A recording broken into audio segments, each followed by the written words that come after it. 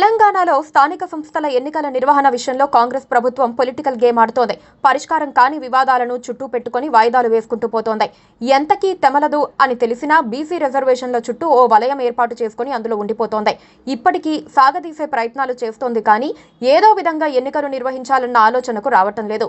BC రిజర్వేషన్లు తేలే అవకాశాలు కనిపించకపోవడంతో పార్టీ పరంగా రిజర్వేషన్లు ఇచ్చి ఎన్నికలకు వెళ్దామన్న ఆలోచన చేస్తున్నారు.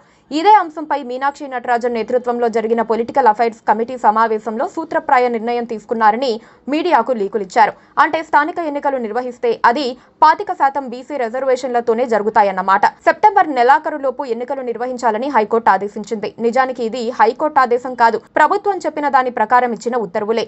నెలలోపు రిజర్వేషన్లు ఖరారు చేస్తామని, ఆ తర్వాత 60 రోజుల్లో ఎన్నికలు పూర్తి చేస్తామని చెప్పింది. రాజకీయ వివాదాలు పరిష్కారం కాని సమస్యలను చూసుకోవాల్సింది ప్రభుత్వమే. హైకోర్టుకు అలా చెప్పినప్పటికీ ఇప్పటికీ రిజర్వేషన్లు ఖరారు చేయలేదు. ప్రక్రియ ప్రారంభం కాలేదు. బీసీ రిజర్వేషన్లపై సుప్రీంకోర్టుకు వెళ్లాలని తెలంగాణ ప్రభుత్వం భావిస్తోంది. రాష్ట్రపతి బిల్లులపై నిర్ణయం తీసుకోవడం లేదని పిటిషన్ వేయాలని అనుకుంటున్నారు. కానీ కోర్టుల్లో పిటిషన్లు ఎప్పటికి తేల్తాయో చెప్పడం కష్టం. అంటే కాలయాపన చేయడానికే ఆ పిటిషన్ వేసి ఎన్నికల నిర్వహణకు మరింత గడువు కావాలని హైకోర్టును కోరే అవకాశం ఉంది. ఇక్కడ సమస్య హైకోర్టు కాదు, ఎన్నికలు నిర్వహించకపోవటం. ఆ బాధ్యత ప్రభుత్వంపై ఉంది. కానీ రకరకాల కారణాలతో వాయిదాలు వేసుకుంటూ పోతోంది. ఫలితంగా క్యాడర్కు పదవులు లేకుండా పోతున్నాయి. స్థానిక సంస్థలకు నిధులు కూడా రావటం లేదు. అదే సమయంలో ఎన్నికలకు భయపడుతున్నారన్న ప్రచారము జరుగుతోంది. రాజకీయంగా రిజర్వేషన్లు ఇచ్చి ఎన్నికలకు వెళ్లే ఆలోచన సీఎం రేవంత్ చేస్తున్నారు కానీ ఆయన ముందడుగు వేయలేకపోతున్నారు. పార్టీ పరంగా రిజర్వేషన్లు ఇవ్వాలనుకుంటే ఇప్పుడు కాదు, ఎప్పుడో ఇచ్చి ఉండవచ్చు.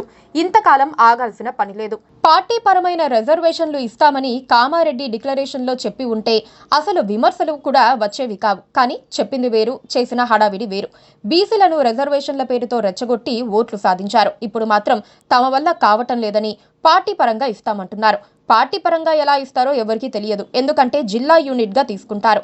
నియోజకవర్గమా, రాష్ట్ర స్థాయా అన్నది తెలియదు. అసలు అలా ఇవ్వడానికి ఎలాంటి ప్రాతిపదిక ఉండదు. ఇవ్వకపోయినా ఇచ్చేశామని చెప్పుకోవచ్చు. ఎలా చూసినా కాంగ్రెస్ పార్టీ బీసీ రిజర్వేషన్ల విషయంలో ముందుగానే ఓడిపోయింది. Please subscribe